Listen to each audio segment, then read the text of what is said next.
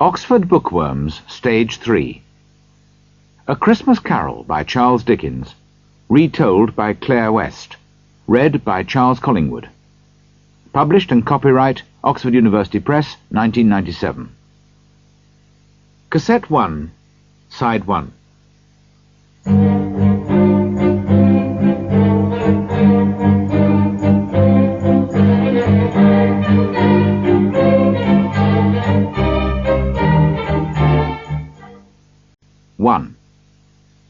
Marley's Ghost. It is important to remember that Jacob Marley was dead. Did Scrooge know that? Of course he did. Scrooge and Marley had been partners in London for many years, and excellent men of business they were too. When Marley died, Scrooge continued with the business alone. Both names still stood above the office door. Scrooge and Marley. Sometimes people who were new to the business called Scrooge Scrooge, and sometimes Marley. But he answered to both names. He did not care what name they called him. The only thing that mattered to him was the business and making money. Oh, he was a hard, clever, mean old man, Scrooge was. There was nothing warm or open about him. He lived a secretive, lonely life, and took no interest in other people at all. The cold inside him made his eyes red, and his thin lips blue, and his voice high and cross. It put white frost on his old head, his eyebrows, and his chin. The frost in his heart made the air around him cold too. In the hottest days of summer, his office was as cold as ice, and it was just as cold in winter. Nobody ever stopped him in the street to say, with a happy smile, "My dear Scrooge, how are you? When will you come to see me?" No poor man asked him for money. No children asked him the time. No man or woman ever, in all his life, asked him the way. Animals, as well as people, were afraid of him. Dogs used to hide in doorways when they saw him coming. But what did Scrooge care? It was just what he wanted. He liked being on the edge of people's busy lives, while warning everyone to keep away from him. One Christmas Eve, old Scrooge was working busily in his office. It was cold, frosty, foggy weather. Outside, it was already dark, although it was only 3 o'clock in the afternoon, and there were candles in all the office windows. The fog covered everything, like a thick grey blanket. Scrooge kept his office door open, in order to check that his clerk, Bob Cratchit, was working. Bob spent his days in a dark little room, a kind of cupboard, next to his employer's office. Scrooge had a very small fire, but Bob's fire was much smaller. It was very cold in the cupboard, and Bob had to wear his long white scarf to try to keep warm. "Merry Christmas, Uncle! God bless you!" cried a happy voice. Scrooge's nephew had arrived. "Bah!" said Scrooge crossly. "Humbug!" Christmas is humbug? Surely you don't mean that, Uncle, said his nephew. I do, said Scrooge. Why do you call it Merry Christmas? You're too poor to be merry. Well, replied the nephew, smiling, why are you so cross? You're too rich to be unhappy.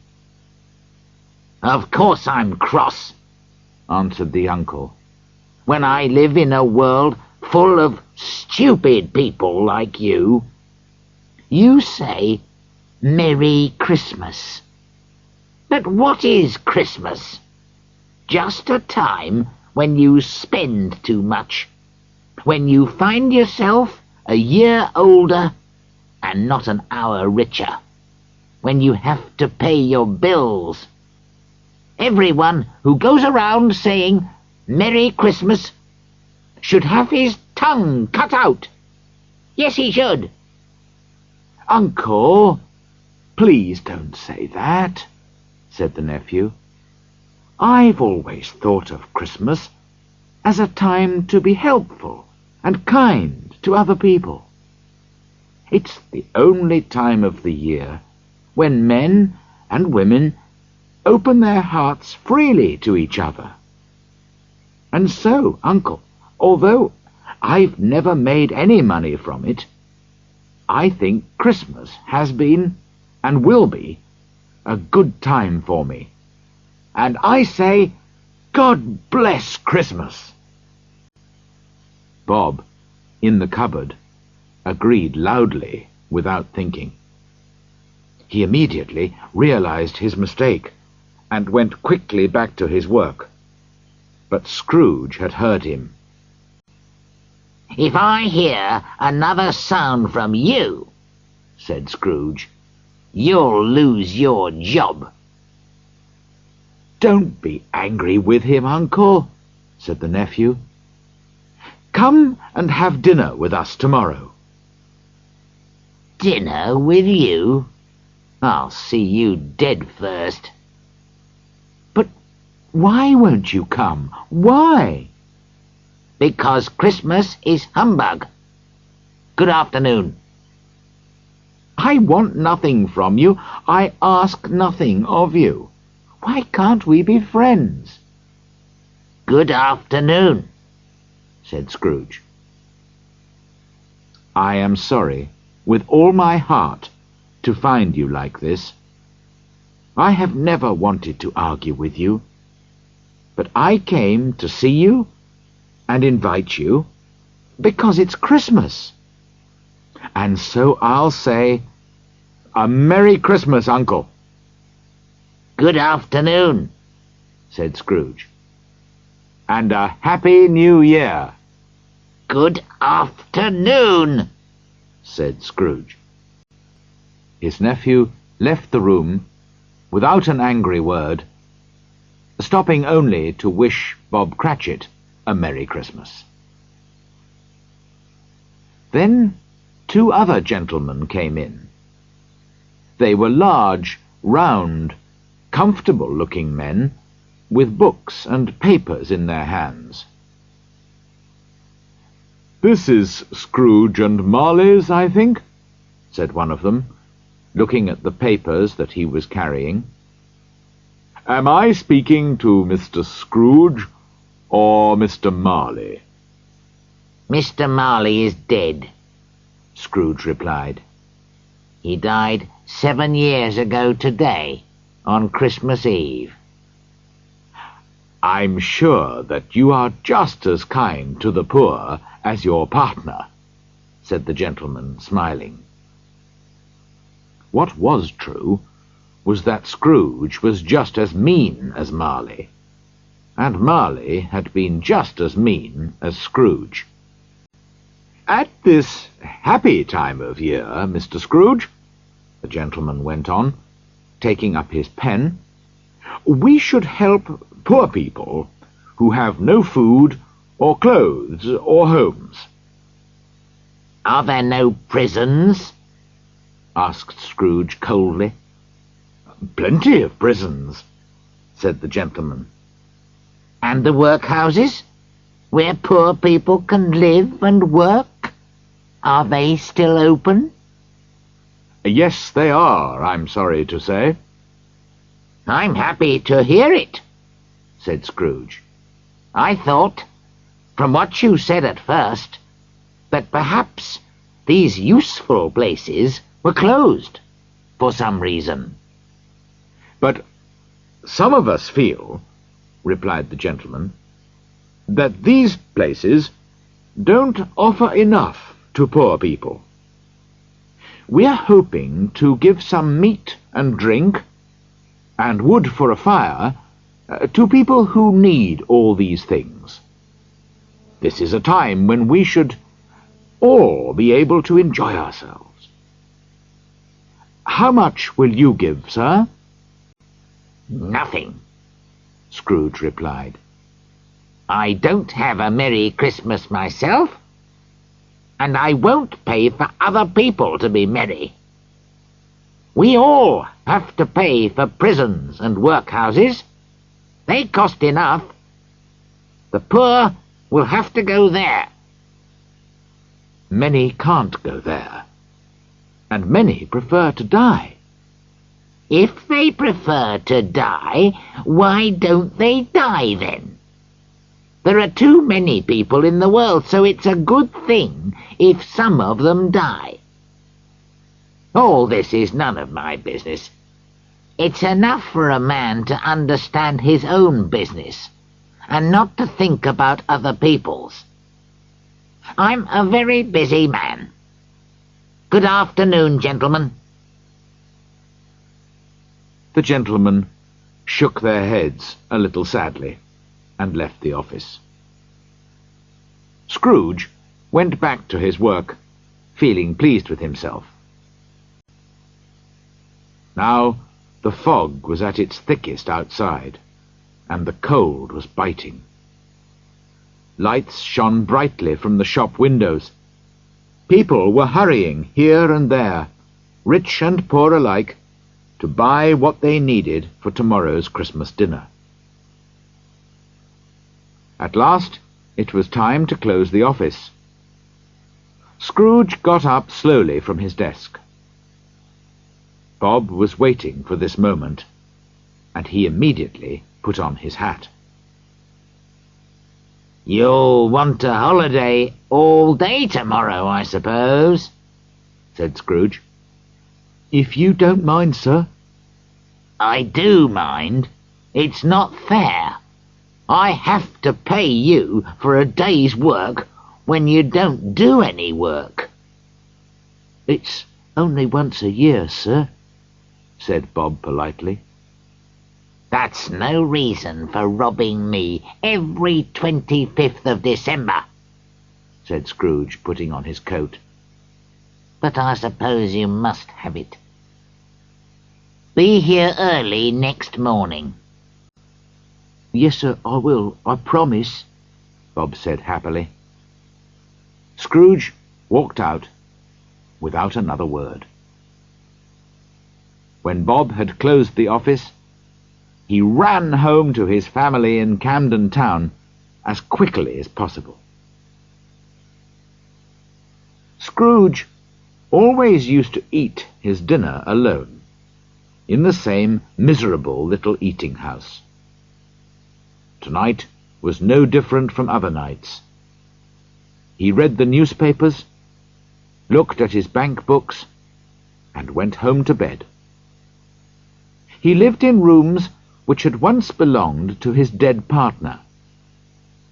They were in an old, dark building in a lonely side street, where no one except Scrooge lived. In the blackness of the night, through the fog and the frost, Scrooge had to feel his way along the street with his hands. He finally reached his front door and put the key in the lock. Suddenly, to his great surprise, he saw that the knocker was not a knocker any more, but had become the face of Jacob Marley. He had not thought of his partner for 7 years, until that afternoon, when he spoke Marley's name to his visitors. But there, in front of him, was Marley's face, white and ghostly, with terrible staring eyes. As Scrooge looked, it became a knocker again. He was afraid, but he did not show his fear. He turned the key, opened the door, and walked in. He did look around before he shut the door, and he did look behind the door to see if anyone was hiding there. But there was nothing there. He shut the door with a bang to show that he was not afraid. With his one candle, he went slowly up the stairs. It was impossible to see into all the dark corners. Darkness was cheap, and Scrooge liked it. But he remembered the face, so he walked through all his rooms, checking that everything was all right. Nobody under the table or the bed. Nobody behind the door. On the small fire in the bedroom, there was a pot of soup, and Scrooge's bowl was ready on the table. Nobody in any of the rooms. Sure that he was safe now, Scrooge shut and locked his bedroom door behind him. He sat down by the fire to eat his soup. The fireplace was an old one, with hundreds of pictures on the tiles around the fire. But Scrooge could only see Marley's face on every tile. "Humbug!" said Scrooge to the tiles, and walked across the room. When he sat down again, he noticed a bell on the other side of the room. As he looked, he saw, with great surprise and fear, that the bell was slowly beginning to move from side to side. Soon it was ringing loudly, and so was every bell in the house. Suddenly, they all stopped ringing at the same moment. And then came a strange noise from down below. It sounded like someone pulling heavy chains across the floor. Scrooge remembered hearing that ghosts in old houses sometimes pulled chains behind them.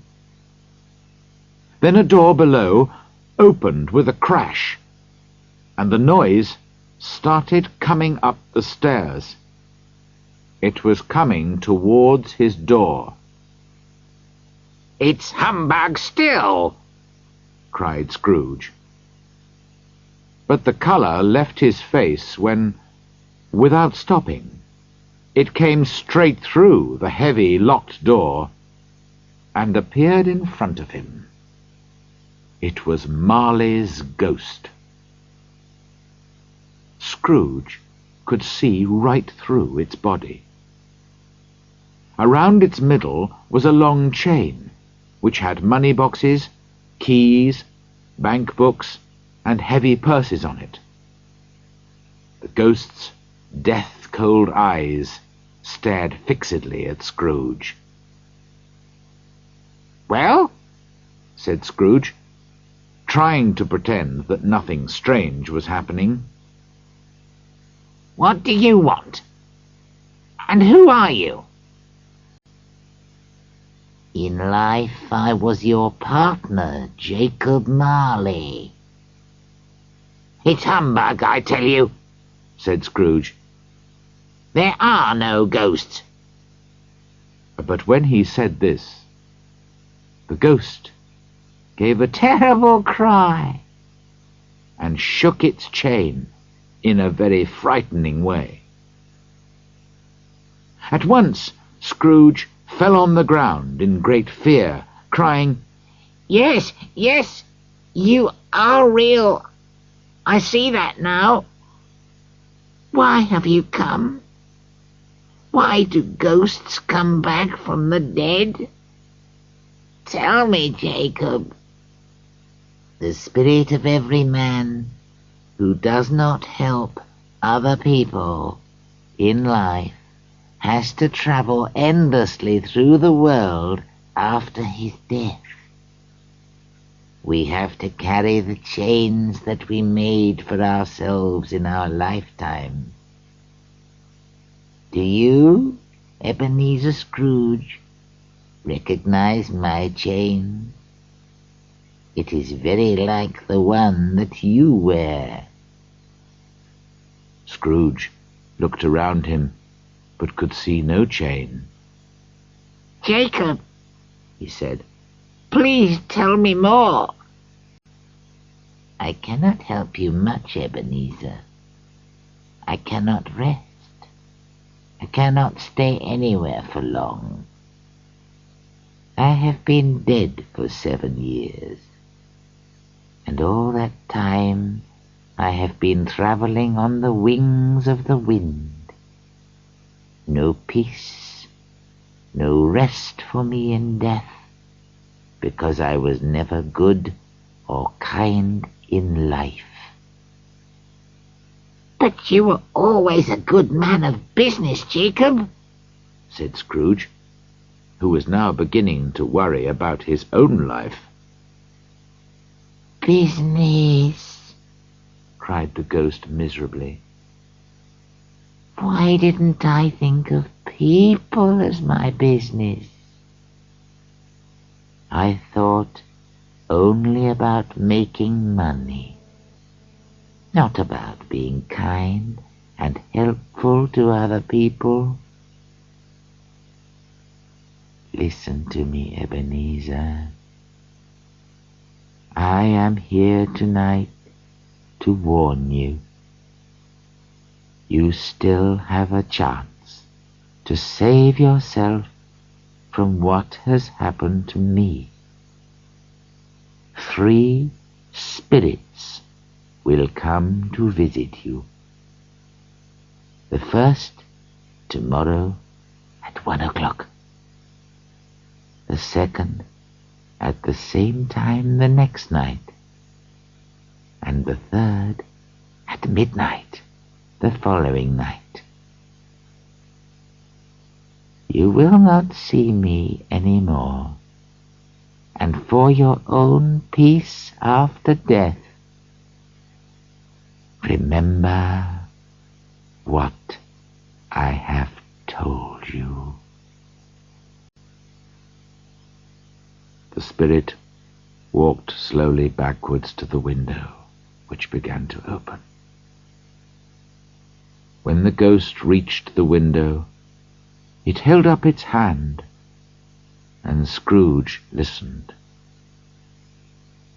He could hear a noise of sad crying in the air.